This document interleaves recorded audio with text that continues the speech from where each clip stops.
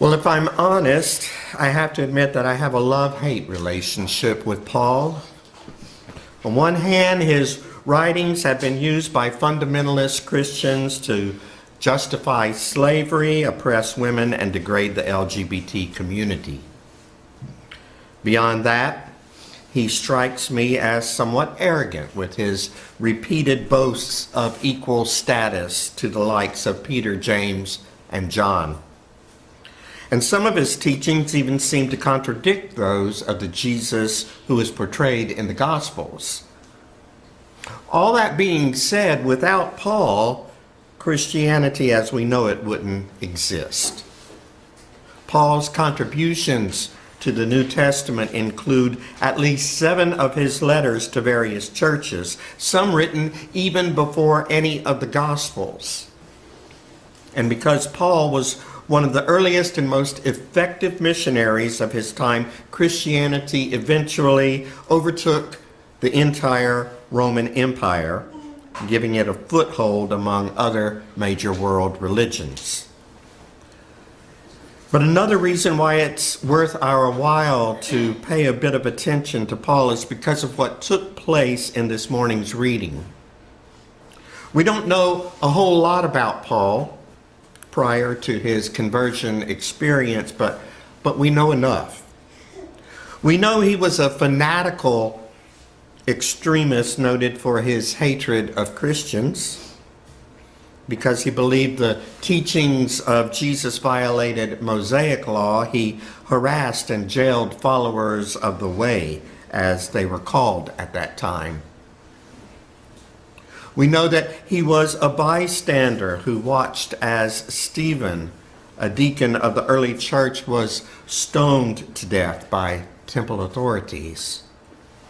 And we know that he received permission from the high priest to go to Damascus for the purpose of imprisoning more followers of the Christ.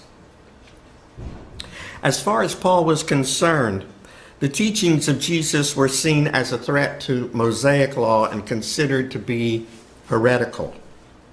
Therefore, any followers of Jesus were a threat to Judaism. And so Paul committed himself to eliminating as many of those followers as possible from the picture. In short, the table of God's mercy, as Paul understood it, was reserved only for Jews. But in this morning's text, Paul has an eye-opening experience, or rather an eye-closing experience, in which he came to a new understanding of God, one in which the grace of God trumped the law of Moses, one in which the table of salvation was expanded to include more than just the descendants of Abraham.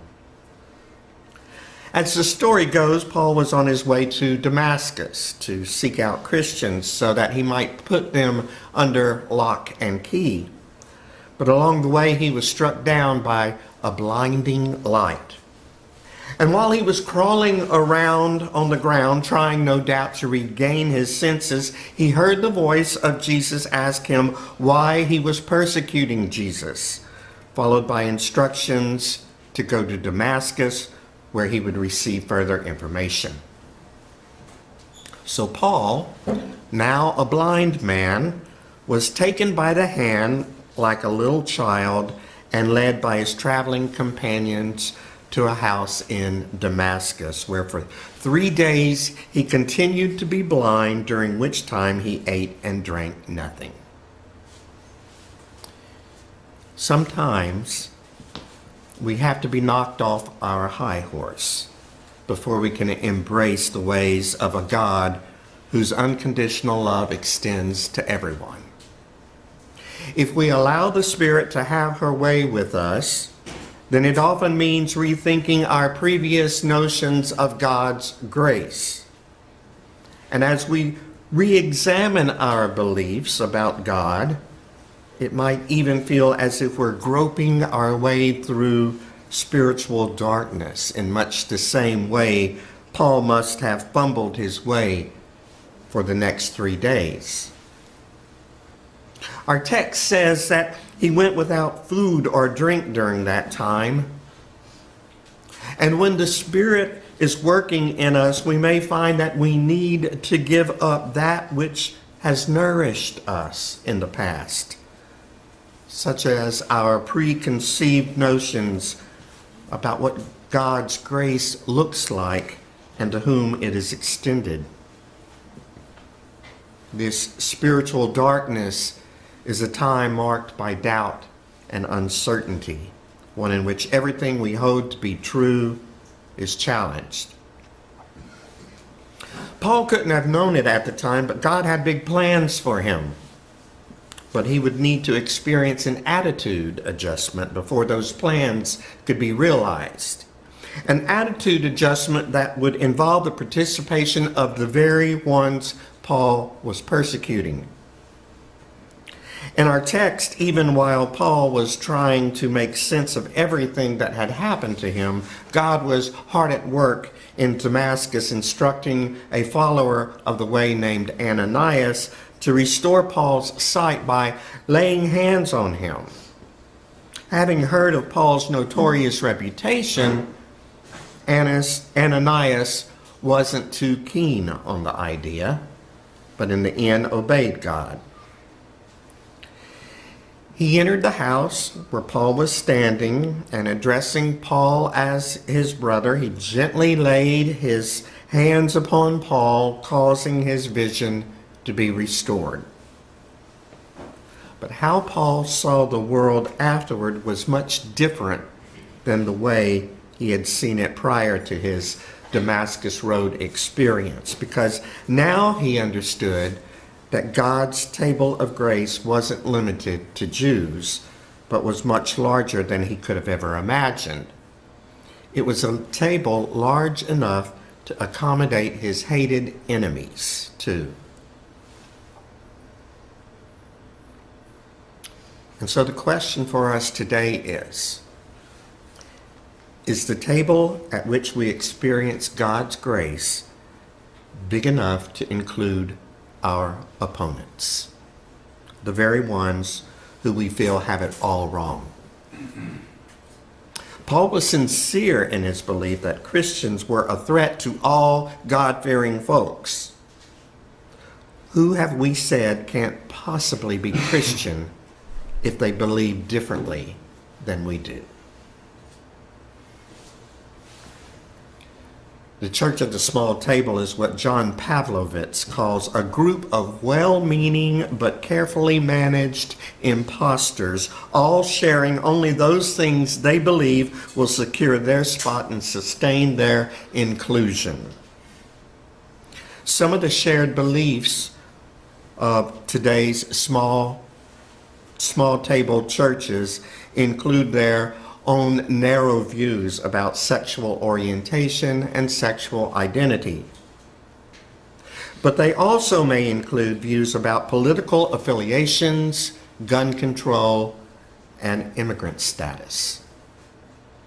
These are the things that will keep the table of grace small unless we make efforts to open and enlarge it. Pavlovitz makes the observation that the far extremes of the right and the left have grown frighteningly similar. Each expends great energy vilifying the other. The former broker in fear of the other's perceived immorality, the latter in anger at the other's apparent intolerance. So God is inviting us. No.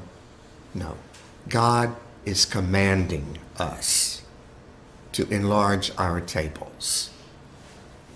In his book entitled A Bigger Table, Building Messy, Authentic, and Hopeful Spiritual Community, John Pavlovitz writes, "One of the biggest, most damaging mistakes too many Christians so willingly make is assuming that God is as much of a judgmental jerk as we are." He goes on to point out that in a world where most of us are content to shout our opinions to relatives strangers from a safe space, the radical hospitality of Christ pulls people closer and demands that we see and hear them. And once we view people in the illuminating light of actual relationship, we can't help but see God in them. Imagine what it would look like, he says, if we had no other agenda than walking alongside people, sharing the view of God from where we stand, not needing them to see what we see or believe what we believe, but to encounter Jesus in our very flesh. So what might that look like in our own church? What might it look like if Republicans and Democrats could sit at the same table and share their own stories without casting judgment on each other? What would it be like if we could have holy conversations with each other around issues like immigration, guns, and abortion? Is it possible for us to enlarge our table to include those with radically different opinions than ours? This is what God demanded of both Paul and Ananias. It's a tall order. But until we are able to do the same, we cannot expect to experience God's dominion on earth as it is in heaven. When the voice of Jesus asked Paul, "Why are you persecuting me?" Jesus is clearly making the point that how we treat others, even if we feel justified in calling them out as our enemies, how we treat others is how we treat Jesus. And when we refuse to hear the words of others, we are refusing to hear Jesus. May God grant that the scales fall from our own eyes, so that we might see God in our opponents and hear God in their voices.